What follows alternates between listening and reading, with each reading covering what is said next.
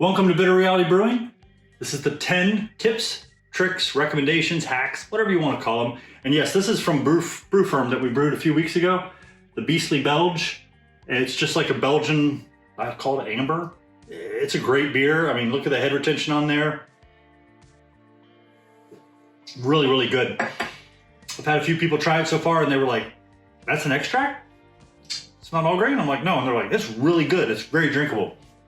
Sacred Saison, they tried that and they're like, dude, yes, I can drink that in a heartbeat. Don't forget, like, subscribe. Thank you again for all the sharing and thank you for everybody's support. Greatly appreciate it. We're gonna focus this week, which this is week 5, on yeast. So all these tips will be about yeast. And the first one is gonna be a pretty easy one, but reading in the forums and following some of the professional brewers out there, over pitch versus normal versus under pitch.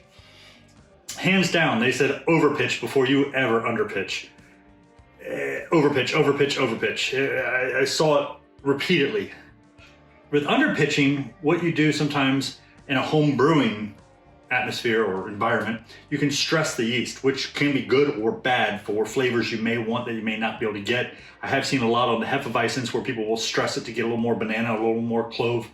But if you're new to brewing or you can't waste 5 gallons of brew, because the key too that a lot of professional brewers said is in a home brewing environment especially, if you've got to add more yeast because your under pitch just didn't do anything, yeah, you have a possibility of introducing some oxygen and creating some other issues that really would not be favorable.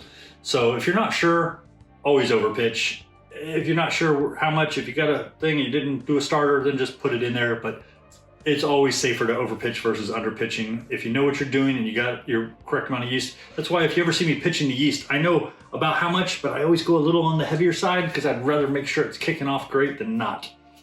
Number 2, pick the yeasts and or beer styles based on your environmental temperatures or temperatures that are available to you for fermentation. What I mean by that is I see a lot of people going, hey, I'm new to brewing, or hey, I don't have a good way to control my fermentation temperatures. What should I do? Well, first question is, what temperatures are available to you? If you're in a house and your house is sitting at about 74 degrees, welcome to Saisons. You can almost lager Kveik Yeasts, and there's so many things you can do. If you have a garage or you have a shed and it's sitting at about 80 to 100 Fahrenheit, Kveik Yeasts. I know you're thinking, but I don't know what a Kveik beer is. There's no such thing technically. Basically, a Kveik yeast is a Norwegian farmhouse, or, well, not really a farmhouse, but basically it's a type of yeast that can tolerate very high temperatures and still come out very clean. So one of the high recommendations I get, and one that I would prefer, and I've done a couple, is IPAs. If you like IPAs, boom, use your Kveik yeast, because you're going to get that citrus or the tropical fruit. You're going to get all those cool flavors that you would have been wanting out of the hops, but you're going to get some of it out of the yeast, and it's going to taste amazing. Saisons can be very light or a little heavier based on how you want. I do a raspberry ginger Saison almost every year. Haven't done it this year, need to do it next year. Don't think I'll have time this year. But the raspberry ginger, I use a lot of raspberry, but it's a Saison. And honestly, I ferment it at whatever the temperature of my house is, which is usually around 74 plus or minus 2 degrees. And that's what it ferments at. And I let it ferment at that temperature every time. And it comes out amazing. There's Hefeweizens that can, tolerate lower 70s, which probably in the back dark area in your closet is a great place. Keep in mind though, and maybe you can call this a bonus tip, I don't know, but needless to say, when you're fermenting these, keep them covered up, keep them in the darkness. You do not want them to ferment all the way through and then taste like a skunk beer. Keep them covered, keep them dark. That is a key. No matter how hot or how cold you have it. If you're up north and it's freezing, keep in mind, the temperature's fluctuating. You could have some problems even if you want to lager outside, because your temperature is probably going to fluctuate a little too much. In my fermenter, that's one key. I could probably set the temperature, blow hot air in, throw some ice in there, close it up. It's going to stay that temperature for literally probably 8 to 10 hours, maybe 2 degrees one direction or another, but it is what it is. Number 3, dry yeast versus liquid yeast. Okay. Honestly, it doesn't really matter, but if you're a new brewer, hands down, without question, start with dry yeast. Don't deep dive in and go, oh my God, it didn't come out right. Was it my grain? Was it this? Was it that? There's too many variables. There's just too many. Take a packet of dry yeast. If you're doing a 5-gallon batch, dump the whole thing in, or do your starter like you're supposed to. And I say starter loosely. A little warm water like it suggests, put the yeast in there, stir it up a little bit, let it sit there for a few minutes. You'll see it starts to kind of almost bloom, I guess you could call it. It starts to just kind of expand out a little bit. Shake that up, dump it. You can put a little more tap water, whatever you're using. Don't use anything with chlorine, so of course more spring water preferred. But basically, dry yeast. If you're new to brewing, start with dry yeast. It's so much safer. There are tons of brewers out there who've been brewing for years that still like certain dry yeast and prefer certain dry yeast. There is nothing wrong with dry yeast over liquid yeast. Kveik Yeast is making a huge impact on the brewing market, and it comes dried. So don't go, oh, I don't want to do dry yeast. I heard liquid yeast is better. No, it's really what you're trying to achieve with that yeast. So keep that in mind. Number 4, Reddit should literally have an entire channel dedicated to just this. If you're fermenting and you've got, let's say, a really healthy yeast, you're putting it in there and you're sitting at a 6-gallon carboy and you're putting 5 1/4 gallons of wort in there, put this in like this. Get a tube, some sort of hose that will fit over it or in it, either way, and run it into a mason jar or some big glass or a gallon, but whatever you want, or some water. It's called a blow-off valve. That way, if your yeast explodes overnight, it's gonna bubble into that, and hopefully you have enough room, you'll be fine. I see so many pictures, and it's always funny when it doesn't happen to you. And I mean that very much. I've lost up to a 1/2 gallon of beer one time. It just went nuts, and I felt like such an idiot because I thought about it. I did it early in the afternoon. It was good. It was bubbling a little. I'm like, yeah, it'll be fine. I checked it late at night. It's fine. I woke up in the morning. It looked like a volcano went off. It was a Dunkelweizen. I lost literally about a 1/2 gallon of that stuff all over my fermenter. The 1/2 gallon sucked, but cleaning my fermenter because of the way I've designed it was a nightmare. Probably had like red marks all over my gut doing the whole lean in and clean. But use a blow-off valve or tube or hose, or just trust me on that one. If you got a 6 1/2, 7-gallon carboy, 8-gallon, 10-gallon, and you're putting 5 gallons, you're probably gonna be fine, but I'm just saying. So, blow-off valve. Number 5, always do a yeast starter. And I know I'm gonna get tons of people, I've never done a yeast starter, I've never needed a starter. Great for you, that's awesome. That's awesome.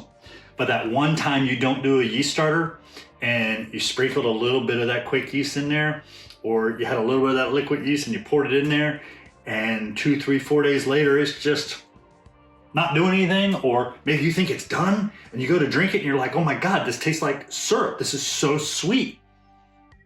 Yeah, you should have probably done a yeast starter. I know you're going, nah, that wasn't my problem. That wort was too sugary. Whatever, I'm just saying. Do a yeast starter. It doesn't, I mean, literally, I got tons of dry yeast. You get dry yeast on sale. You got to get into your local brew shop. You make a bunch of starters. You put them on some stir plates. I've got one video, and I've got a heated stir plate video I'm getting ready to release. So there'll be 2 of them. I already did the brew firm video. That's out there. It's so easy to do a starter. You just do it the night before.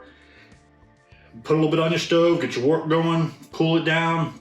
Pitch your yeast. Pitch 2 yeast, pitch another one as a backup, or at least have some dry yeast just in case. We'll get onto that next. And the next morning, you do your brew, it's ready, I'm getting ready to pitch my yeast, and you've got this nice mason jar just full of active yeast that's just jamming out, looking for something else to eat. Don't even have to put the whole thing, just put maybe half of it in there. It's gonna go crazy. Back to the blow-off valve, you know what I mean? So, number 6, like I said, when you do your yeast starter, have a backup plan. So, number 6, always have a backup plan. Always have a backup plan. Hopefully I'll get it done tonight, maybe tomorrow. This video will be finished first, but I did a recent experiment with 15 Kveik yeasts. 2 of them didn't look viable. Guess what? I had a backup plan. I pitched 2 farmhouse Norwegian yeasts in their place. I didn't have any more Kveik yeast to pitch. And I had a backup plan. Always have a backup plan when it comes to yeast. You never know when that yeast isn't going to kick off. I'm in a forum now where some guy's like, hey, I pitched this, and after about a day, it just stopped. It's not doing anything. And I'm like, and it's a Kveik yeast, could be any yeast, but I said, that's fine. Do you have any other Kveik yeasts? And if you do you have any with the same flavor profiles that you were looking for? Because that way you can pitch that and hopefully it'll take back off and you should be good and you'll still get something close to what you were looking for. Always have it. I have backup plans for more than just, hey, I need a backup plan. But sometimes I'll smell the different yeasts and I'm like, wow, you know, this one was described like I wanted my beer to be, but this one smells more like what I want it to be. And I'll pitch that one instead. It's shocking. So always have a backup plan. Number 7, aerate your wort. Aerate your wort. Not saying you have to go buy an oxygen tank and oxygen thing and no, just get some air in there, shake the hell out of it. I mean, just get it all upset, pissed off. I mean, shake it up, just get it all bubbly. And when that happens and you pitch that yeast in there, there's enough oxygen in there. That yeast is just gonna go nuts. It's gonna start eating that sugar. It's gonna have plenty of air. Hopefully you have enough minerals in there. It's gonna have that. It's just gonna jam out. With that said, number 8, we're kind of gonna mention something on number 10 that's related to number 7 and number 8. But number 8, avoid aerating your wort after it begins fermenting. A little caveat on that one, or caveat, whatever you want to call it. We'll talk about number 10, but avoid any kind of aeration to your wort after it begins fermenting. Once it's started, let it go. It has been said that, you know, if you have a high risk and after 24 hours it dies, try aerating it, repitching, see if it takes off. It's risky, but we'll go on that on number 10. So that's number 8. Number 9, Yeast Matters. OMG. When I first started brewing, I saw everybody talking about clean, clean, clean. I want the hops, I want the malt, hops, clean, clean, clean. Had I only used clean yeast, I don't think I would be brewing today, to be honest. I really wouldn't. All you had was hops and malts. I know it sounds like a lot, because there are a lot of hops and malts. But for the love of God, yeast can bring so much to the table. Yeast can sometimes make the biggest impact on your beer over everything else. I mean, from ABV, aroma, flavors, you name it. Yeast. If you're using something like Beersmith, I'm not sure 100% on the Brewfather, but I simply change the yeast and suddenly my ABV changes, everything changes because it's got a different expected final gravity based on the yeast, because some yeasts are expected to ferment out more, you know, have higher attenuation, lower attenuation, and you're gonna get a drier or sweeter beer based on how much sugar it's expected to eat.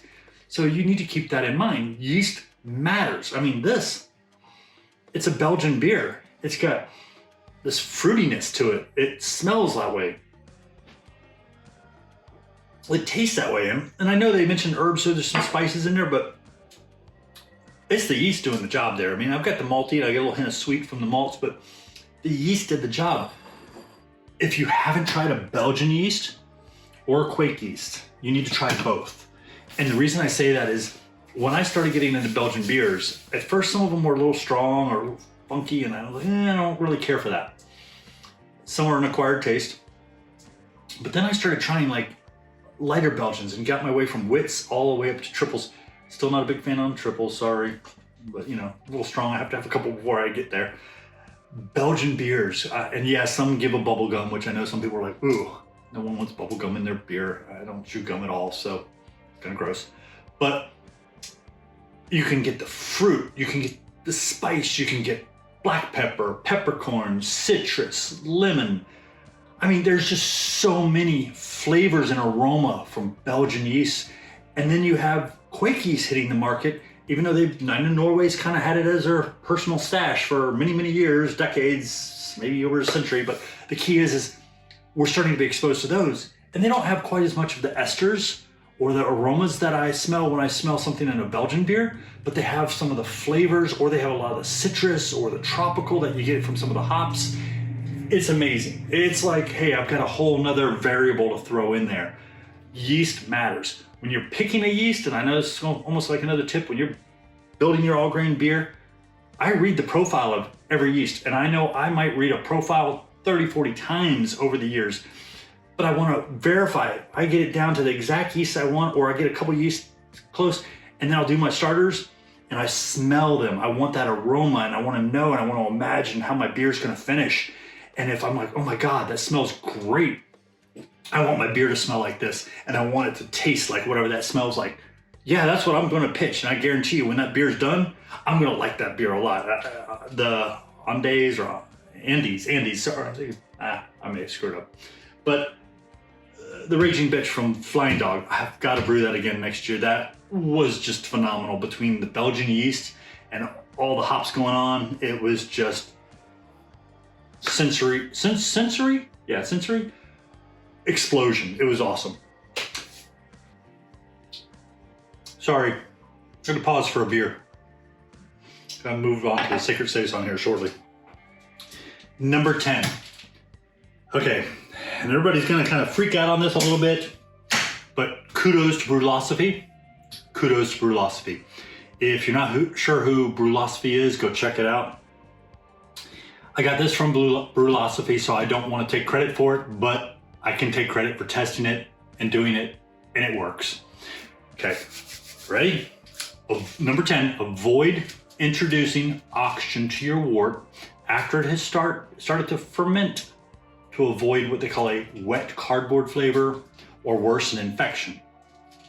But keep in mind, Brewlosophy has done some tests at adding oxygen inside of the first 24 hours. So yes, your fermentation may kick off in an hour, it may kick off 24 hours later, 36 hours. But in that first 24 hours, so I'll put my beer in my fermenter, I'll go to bed, I'll wake up in the morning, and it's barely doing anything. And I'm like, you know what? I'm gonna try what Brewlosophy tried. And I don't have oxygen. I have a little fish tank aerator with a filter on it. And I'm just pumping air in there, and it's getting all bubbly, and finally it gets close to the top with all the bubbles and everything. I close it up and I let it go. Wow. Yeah, I've tried it a few times with great results. It ferments faster. I have no ill effects to the beer, but currently I just do things like I always do because I'm lazy. It is what it is. You can, and keep in mind, you can still take your cardboard without taking the top off after the 24 hours and shake the hell out of it. That is something that even I've seen yeast companies recommend, where you say, hey, it seems a little sluggish, or it seems to be slowing down. And they'll say, just, shake it up. Kind of piss the yeast off, agitate it. You get the yeast up, and sometimes disturbing the yeast bed will get the yeast some of the live yeast will get back up there and realize, hey, there's some sugars here. Maybe they'll munch as they're falling. I don't know what they do, just being honest there. But yes, avoid introducing oxygen to your wort after it has started to avoid cardboard or other effects. But Brewlosophy is pretty much proven to me, and I've done it on multiple beers with, I'm not gonna say massive effects, but really a quick benefit, is that in that first 24 hours, so the next morning, next day, whatever, go ahead, throw more oxygen in there. If you haven't tried it, definitely I recommend, especially intermediate brewers who feel confident, they've done this before, but they've never tried this. Pitch your yeast, go to bed, wake up the next morning, look at it, piss it off. I mean, pump the air in there, get it going crazy. Every time I did it, it actually appeared to ferment faster. I had a huge drop, and that's what Brewlosophy pointed out too, is that, it was from original gravity, final gravity.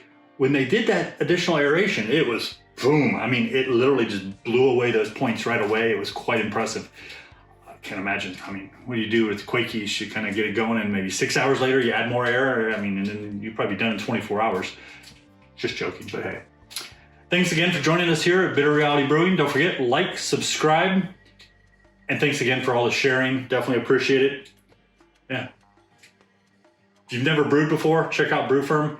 If you have brewed before and you just want to be lazy and do something that takes a few minutes and have a nice another beer in your teaser, I'm impressed. So we'll be posting the Red Velvet Stout here shortly.